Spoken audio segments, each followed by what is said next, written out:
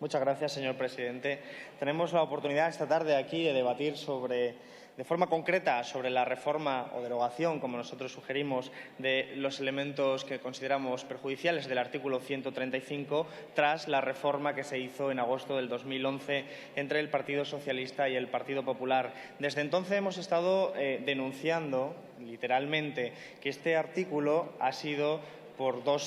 fundamentalmente dos cosas. En primer lugar, la constitucionalización de una ideología neoliberal y, en segundo lugar, sin lugar a dudas, la justificación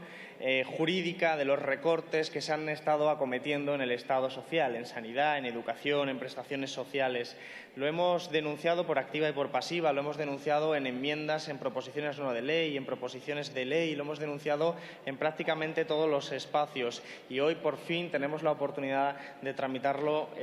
para poder proseguir un trámite que debería terminar y finalizar con la adecuación de nuestra Constitución al sentido común, a la sensatez porque nosotros hemos estado denunciando también desde hace tiempo que estamos viviendo un momento destituyente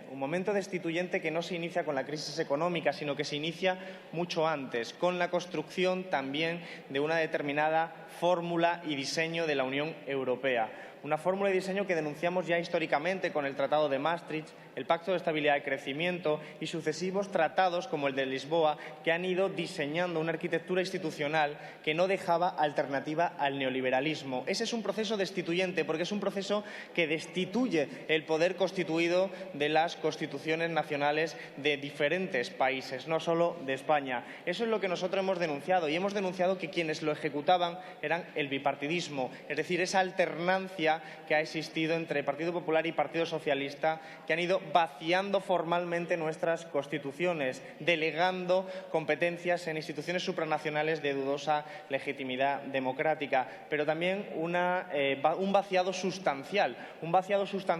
que significaba el desmantelamiento del Estado social. Recordemos que en este país, primero el Gobierno del Partido Socialista privatizaron más de 70 empresas públicas, después vino el Gobierno de Aznar del Partido Popular y siguió privatizando un centenar más de empresas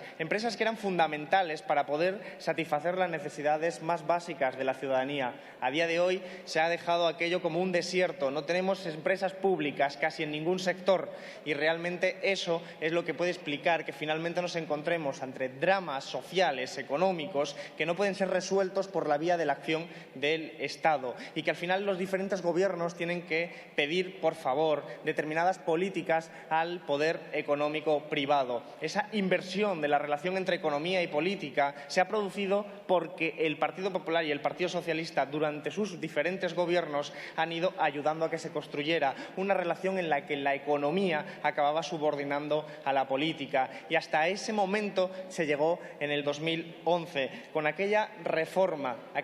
que apuntaló ese proceso destituyente, que a la vez siempre es un proceso constituyente de otro modelo de sociedad, donde los ricos se apropian del Estado, donde la minoría social se apropia del Estado y la utiliza en su propio beneficio. No se podría entender el rescate a las autopistas, el rescate al sistema financiero, las indemnizaciones a las empresas como Castor o el gasto enorme militar si no se entiende y se acepta todo lo que ha sido este proceso destituyente.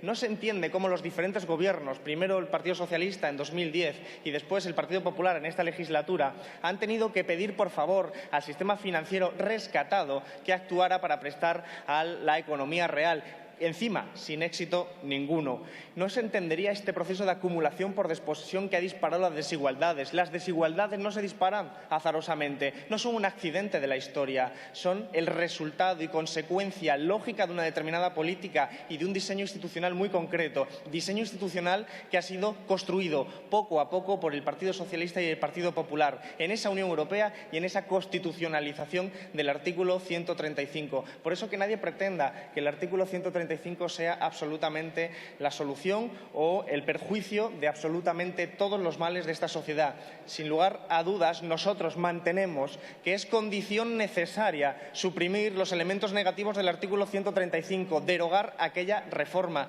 pero no es condición suficiente para transformar la economía, transformar la política y volver a una situación absolutamente democrática. Nos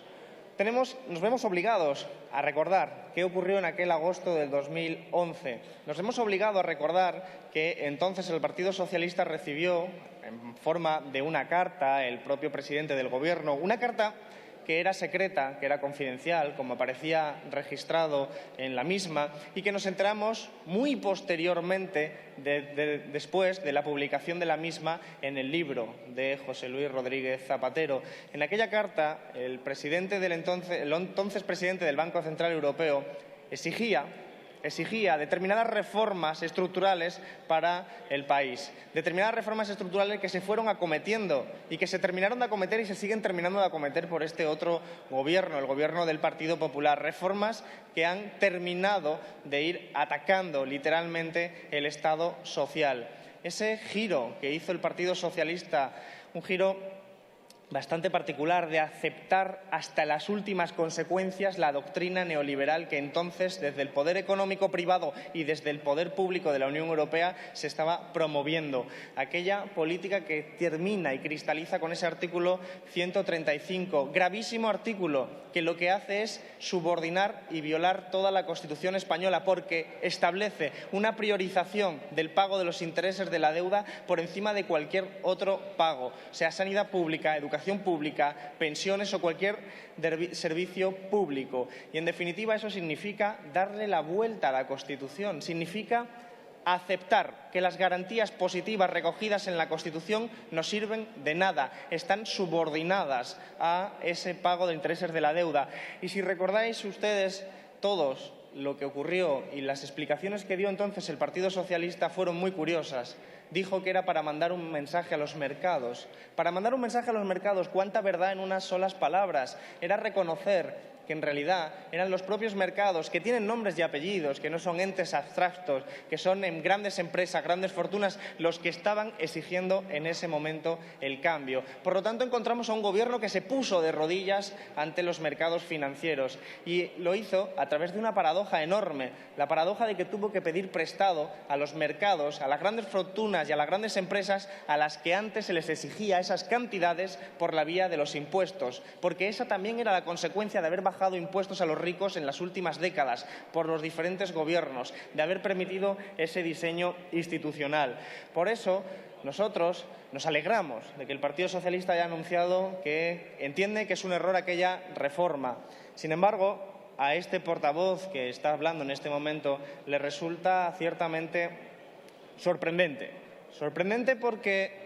en esta legislatura, y vamos ya para 3 años,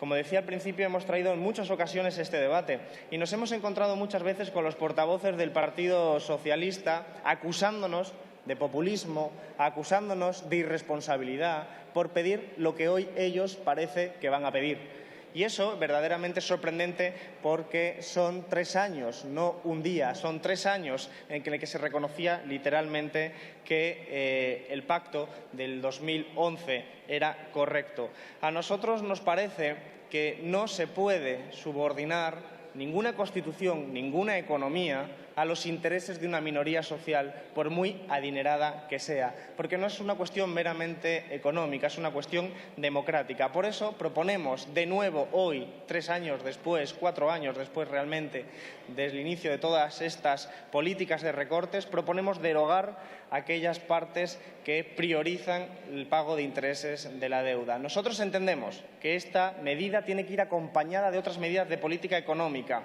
porque entendemos también que hay que hacer una auditoría de la deuda pública, que hay que hacer un plan de estímulo para crecer económicamente y generar empleo, y que hay que obtener la financiación suficiente de forma progresiva atendiendo al artículo 31 de la Constitución. Entendemos que hay que hacer una reforma estructural de la economía española en dirección contraria a la que estableció el artículo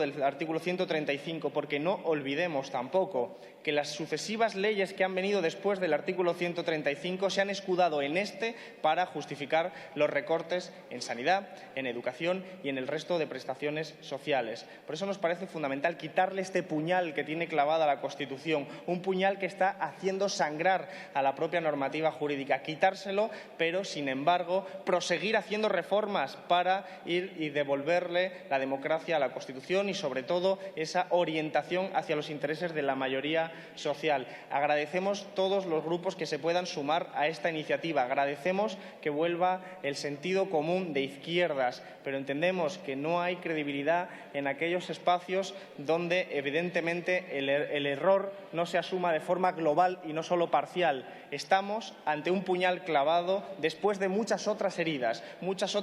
que tienen que ver con ese proceso destituyente que explicaba previamente. Esta es una medida necesaria, pero no es suficiente. Hay que seguir prosiguiendo. Esperemos que el Partido Popular entienda que constitucionalizar una ideología no está mal.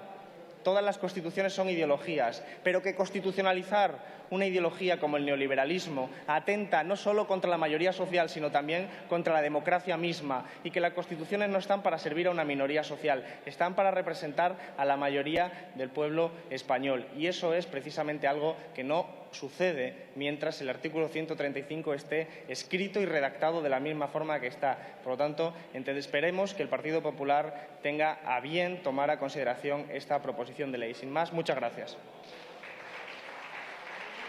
Muchas gracias, señor Garzón.